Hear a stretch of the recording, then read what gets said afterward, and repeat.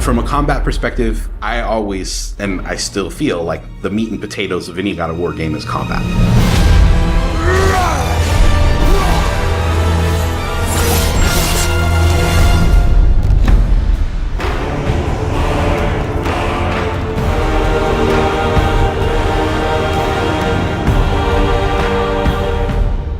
My name is Roberto Clemente. All my friends call me Bert.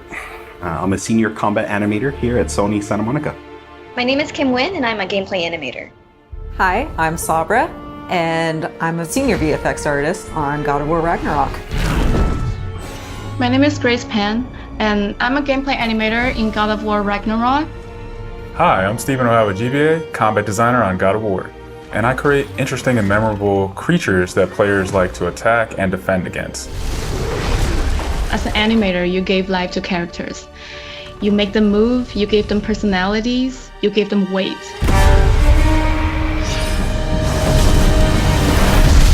My role as a VFX artist is to put the power behind a move. You are in control of fire and earth and water and wind. Whether you are throwing your axe or on the receiving end of an enemy spell, VFX is what really gives the movement and the danger to every move that a character or enemy makes.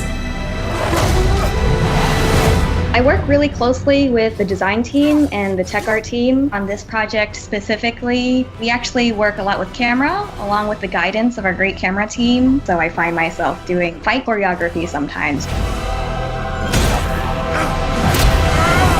One of the most challenging parts about being a combat designer isn't the technical implementation of creating a creature, but it's really navigating that line between frustrating and engaging.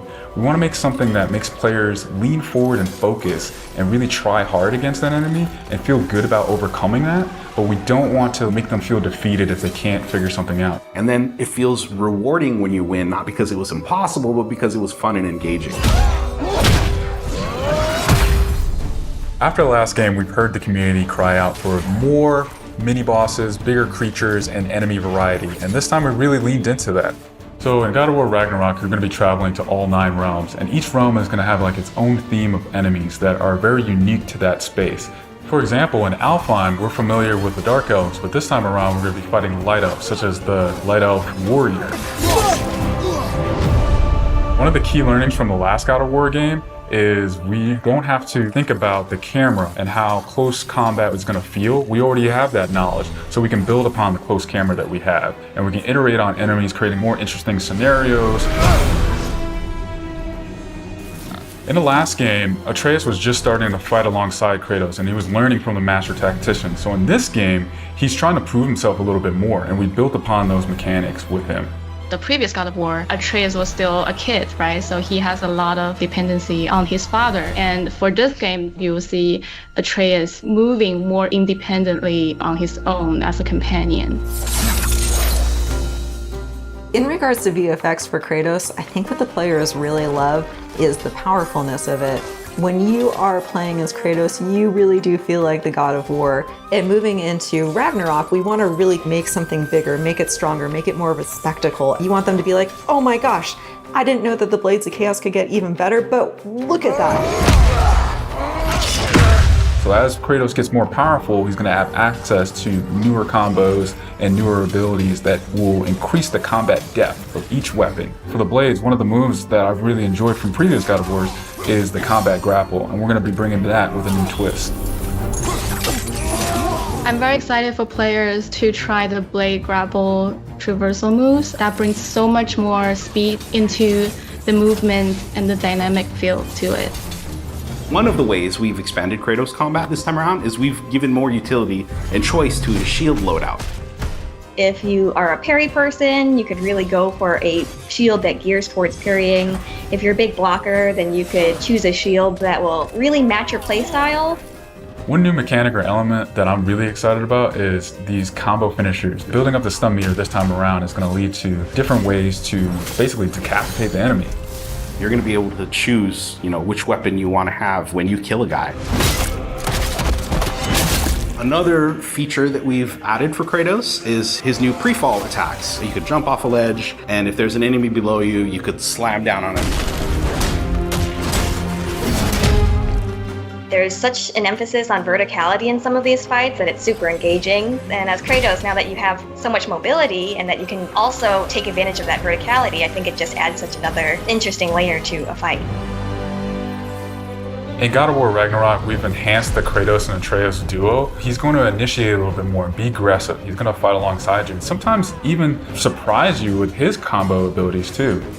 Some of the new expanded companion actions that you'll see Atreus do leverage the fact that he's older now, he's bigger now. And he's different from Kratos, so his magic has a different flavor. Not only that they fight side by side together, there are also a lot of mini games and player interaction moments. For example, like the puzzle systems and the set pieces. You definitely will see a lot more collaborations between father and son.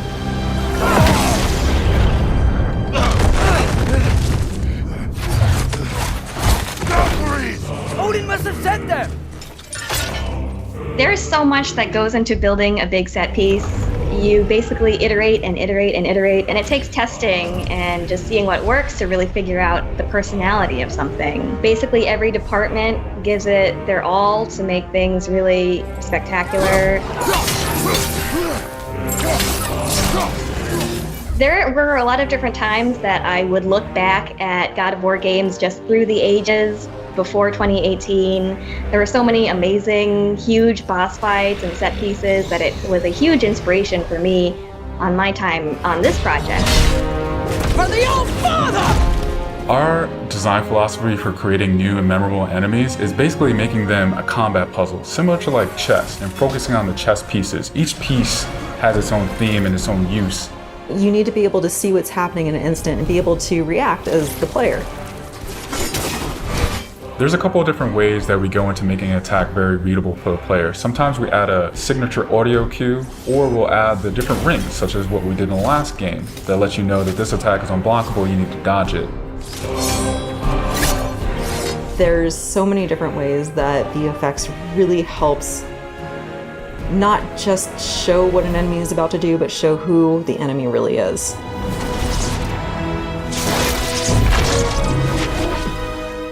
Everything you design has to be surrounding the essence of the character and a story.